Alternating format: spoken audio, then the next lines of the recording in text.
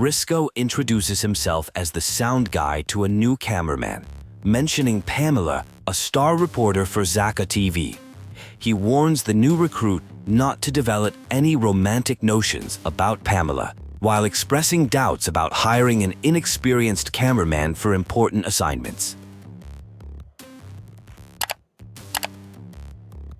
Brisco begins training the new cameraman, emphasizing that proper shooting technique is fundamental. He instructs the rookie to practice by filming a box nearby, explaining that getting scoops requires actively seeking them out, rather than passively recording. The training continues, with Brisco teaching a ramming technique for emergencies, since cameramen cannot take their hands off the camera. During practice, the new recruit rams Brisco harder than expected, causing pain despite Brisco's warning to take it easy. Pamela Martel introduces herself to the new cameraman. She explains that despite Brisco's gruff demeanor, he's dependable. Pamela shares her personal belief that helping people in emergencies should sometimes take priority over filming, appreciating when the cameraman prevents her from tripping on a board. The team prepares for an assignment covering unusual thick fog over Chicago. While reporting, they hear someone scream and investigate. The situation deteriorates as Brisco becomes angry with the team and something threatening approaches from behind. After searching a hotel without finding anyone, the team receives a phone call from a survivor named Becky on the observation deck of the center building. They decide to rescue her, hoping to also learn about what's happening, but find that Brisco has left. The team takes an elevator down while hearing piano music. They find Brisco playing and grieving for Pamela, who apparently died. Anne consoles him, saying they must continue working to honor Pamela's memory. Brisco recovers quickly after drinking some water. After escaping from some kind of threat, they find what appears to be Pamela, still alive but badly injured. When they try to help her, something horrifying happens, confirming that whatever they found wasn't actually Pamela. They take shelter temporarily. The team reaches the center building to find the interior destroyed. They encounter gruesome scenes, including a corpse with an exploded face. Taking an elevator up to the observation deck, they continue searching for survivors in the thick fog. They meet Ann Anderson, who promises to help Becky reunite with her parents. The team crosses damaged floor beams to reach the other side. They witness more deaths, and Anne insists on continuing to film despite objections from Brisco and the cameraman about the ethical implications of documenting such tragedy. An emotional moment occurs as someone views Pamela's picture, admiring her beauty and smile. There's a sense of deep loss and remembrance as they state they will never forget her. A person returns after being gone a while. There's confusion about whether others were attempting a rescue, followed by an apology for doubting their intentions. Upon looking around, they discover the place is completely empty, with no one in the front or back areas. A phone call comes in at ZakaTV. The caller informs about an evacuation advisory for the city. During the conversation, it's revealed that emergency services have abandoned the area. Ann Anderson takes the call and promises to help rescue an elderly man left alone in a nursing home. A disagreement ensues about whether to rescue the old man. Someone expresses reluctance to face more danger, suggesting police or rescue services handle it. Ann points out authorities have left the city and argues it's their moral duty to help. Despite accusations, she just wants a good story. Brisco eventually agrees to go along. Ann Anderson introduces a new segment about their mission to rescue an abandoned elderly man at Brody nursing home. Upon arrival, they unexpectedly find a woman named Justine shackled. She explains being attacked, knocked unconscious, and waking up restrained. The team decides they must free her. The team searches for a way to unlock Justine's shackles, discovering they need to find billiard balls to place in a rack. They begin searching the nursing home, finding balls in various locations, including behind a suspiciously new-looking wall, inside a bathtub, and in a hidden room inside an armoire. After collecting all the billiard balls and placing them in the rack, they successfully free Justine. She reveals she hasn't seen any elderly man in the building, suggesting the phone call might have been a trap to lure them there. They decide to look for an exit, discovering a key and a pickaxe. Using the pickaxe, they break through a suspicious wall, finding a hidden room containing a videotape. They locate a garage door exit and debate where to go next. Despite the danger, Anne insists on finding her co-workers before evacuating, learning that a team led by Kristen went to the Miller family mansion.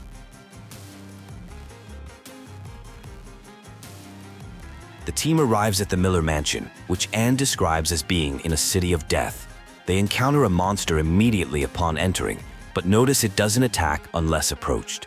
They explore cautiously, finding shotguns in a locked cabinet and using a stepladder to retrieve a key from atop an armoire.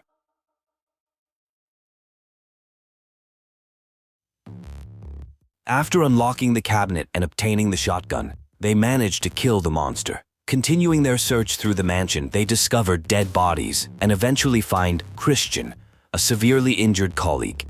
He explains he let his entire team get killed and shares that Jeff, who might know about what's happening in Chicago, went to St. Matthew's Church.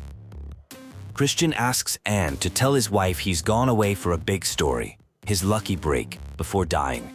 The team heads to St. Matthew's Church, where Anne delivers a somber report, stating this may be her last broadcast as she's lost hope amid Chicago's tragic situation.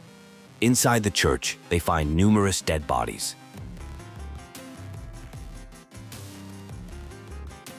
They notice movement near the front of the church and encounter another monster, which proves difficult to kill using conventional methods.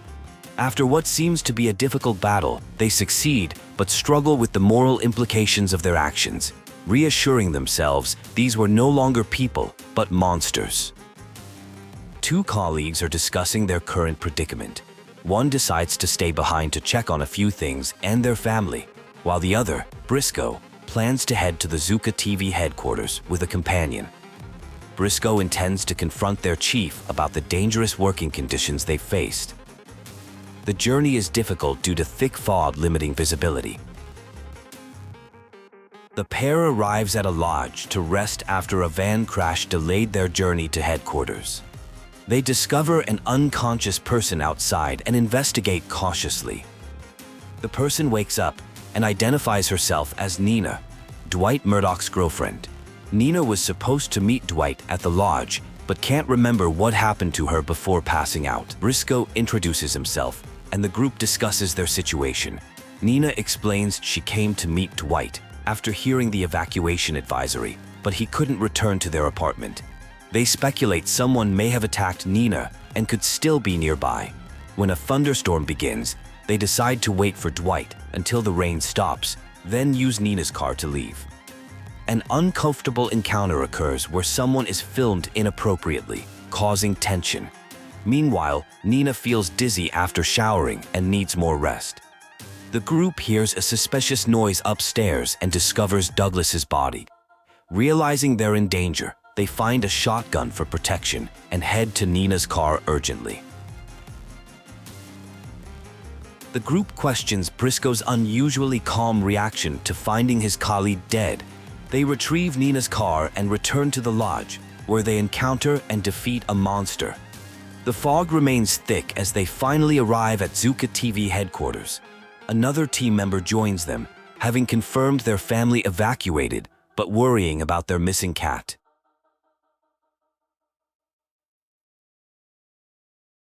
The group enters the headquarters, determined to confront their chief, Ann Anderson, about the dangerous assignments during an evacuation advisory.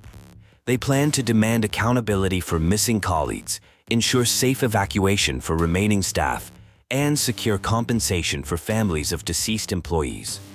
Despite their initial resolve, they struggle to maintain their confidence when face to face with the intimidating chief.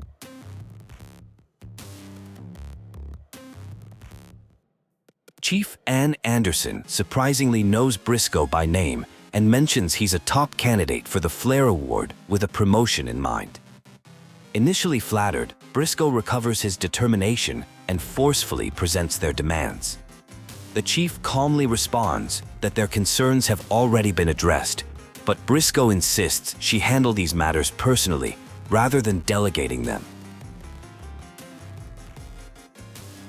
A conversation reveals that a military rescue transport will be available at the airport in 5 hours, personally arranged by General Sanders.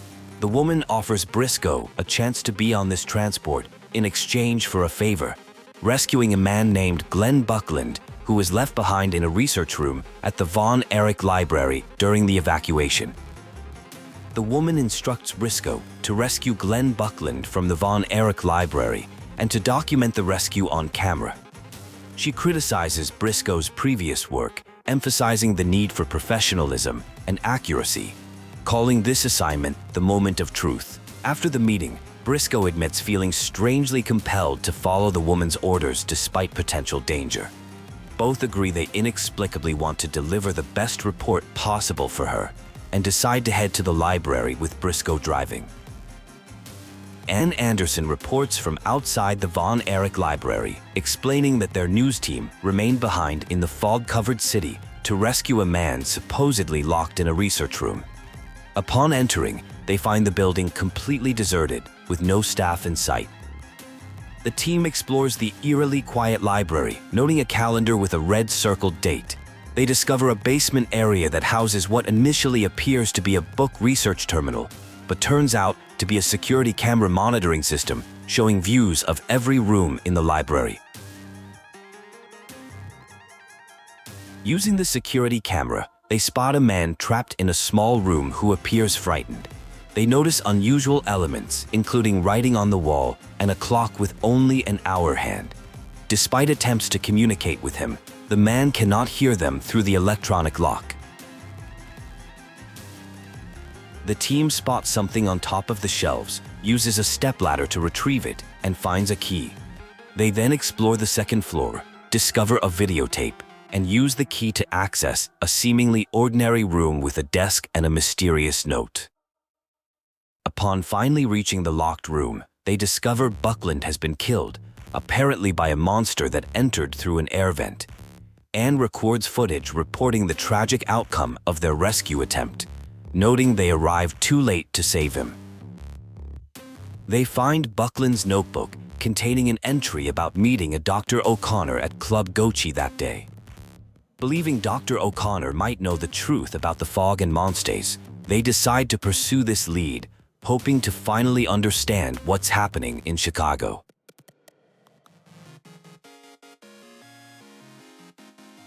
Arriving at Club Gochi, Anne reports they are pursuing a lead about Dr. O'Connor, who might have answers about the city's tragedies.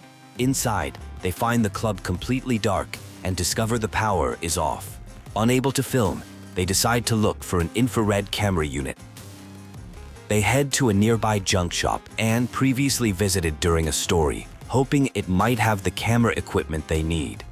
Upon arrival, they search through various items, including car batteries, fake guns from Japan, radio equipment, computer towers, and monitors.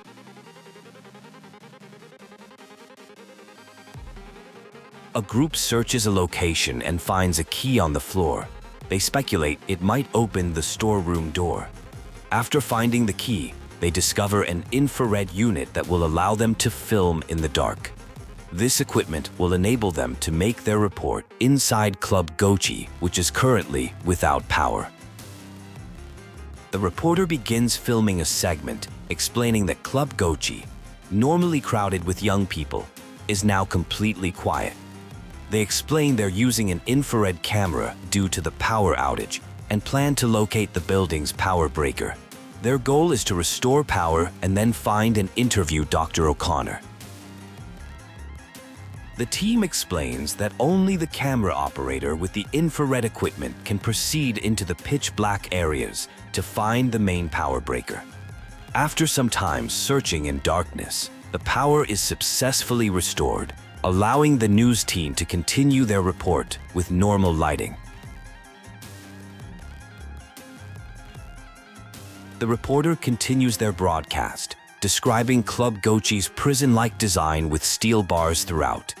They tour various areas including the entrance, dance floor, now silent, stage with DJ equipment, bar with its alcohol selection, control room with computerized sound systems, and finally, the VIP room, which they describe as the club's holiest ground. The Tane locates Dr. O'Connor in the VIP room. When approached for an interview, he initially refuses and seems confused by their presence. The reporter reveals that Glenn Buckland, whom O'Connor was supposed to meet, was killed by a monster in the library basement despite their attempts to save him. Dr. O'Connor begins revealing shocking information, claiming the military, government, and Zaka group are behind the monster attacks. He explains that Zaka group's DNA manipulation technology enabled the creation of a virus that transforms people into uncontrollable monsters that react to loud noises. He suggests a small plane crash in Lake Michigan may have spread the virus. O'Connor reveals there is a vaccine that prevents infection and mercifully euthanizes those already transformed. He claims the military took most of the vaccine and lab animals, planning to transport everything by train. As they talk, O'Connor begins showing symptoms of infection, revealing he has the vaccine but doesn't want to use it. As O'Connor begins transforming, the reporter continues filming, questioning why he created the virus and why he's allowing himself to transform. They speculate it might be guilt for his actions. The situation quickly becomes dangerous as someone shouts for them to run. A discussion begins about someone being unable to drink alcohol. The conversation quickly shifts to Dr. O'Connor's claims about the relationship between Zaka Group and the military. While one person thinks it might be true, the other expresses skepticism about such a conspiracy and wonders how they became involved.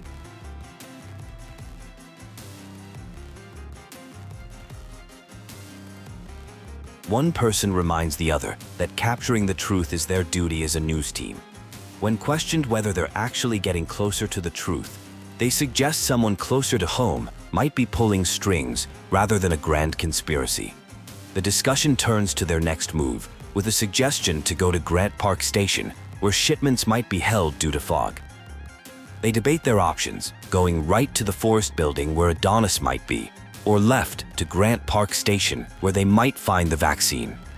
They decide to try the Forest Building first. Upon arrival, they note it has escaped monster attacks and appears undisturbed. Inside the Forest Building, they encounter several locked doors. After finding keys and exploring further, they discover Adonis hiding. Instead of being grateful, Adonis warns them to stay away, calling them idiots despite their rescue attempt. When a pistol proves ineffective against a threat, they're forced to flee.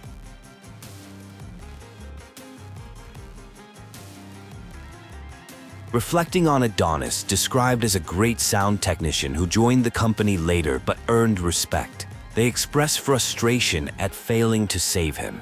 Feeling empty, they decide to head to Grand Park Station but discover a ZakaTV news van on the way. Inside, they find no survivors.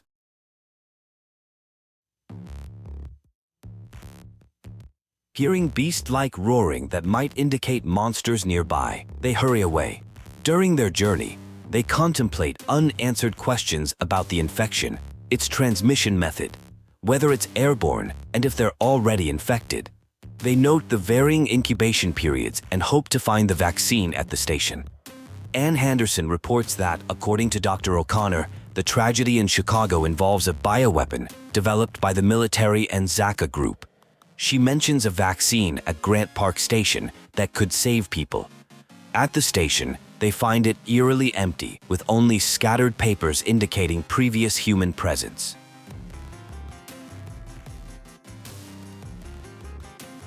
They discover a stopped train and investigate a car that appears to have transported animals. They find a deceased female researcher with a broken bottle of chemicals in her hand. The bottle contains ingredients necessary for creating a vaccine culture medium: sodium chloride, potassium chloride, and magnesium chloride. Learning these ingredients are common and potentially available at a convenience store, they decide to search for them. During their journey, they rescue an injured person who declines their invitation to join them, preferring to wait for a friend despite the danger. The person promises to contact them later for a story if they all survive. They find special ammunition that can be packed with vaccine and loaded into a pistol to shoot monsters, but first need to obtain the vaccine itself. At the convenience store, they search products for the necessary ingredients, eventually finding a sports drink containing all 3 required chemicals, despite having additional unnecessary ingredients. The conversation begins with confidence about having both the culture medium and the truth, giving them an advantage regardless of opposition from the Zaka group or military. When spotting a hotel, there's debate about stopping to rest. One person insists on continuing to the airport, while the driver argues it's dangerous to continue without rest due to exhaustion. They eventually stop at an apparently deserted hotel.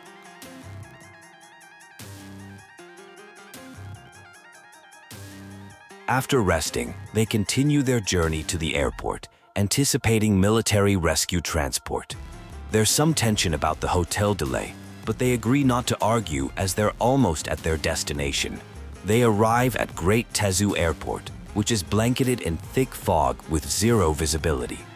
A reporter named Ann Anderson documents their arrival while they search for the control room. In the empty control room, they establish radio contact with an incoming transport.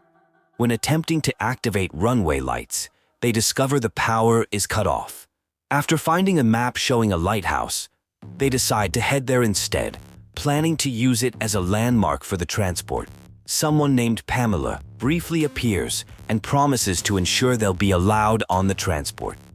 They encounter a disoriented man who doesn't understand what's happening with the fog. The group suspects he's infected with a virus, and the man reveals he was a test subject for Dr. O'Connor, who has since disappeared. The man behaves erratically before transforming into something monstrous, confirming their suspicions about infection.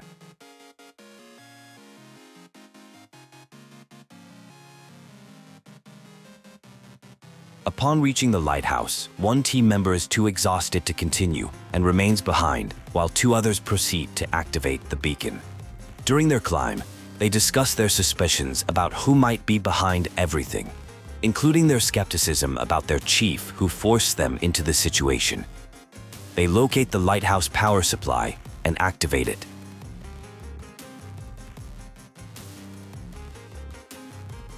After activating the lighthouse, they notice the fog is completely cleared.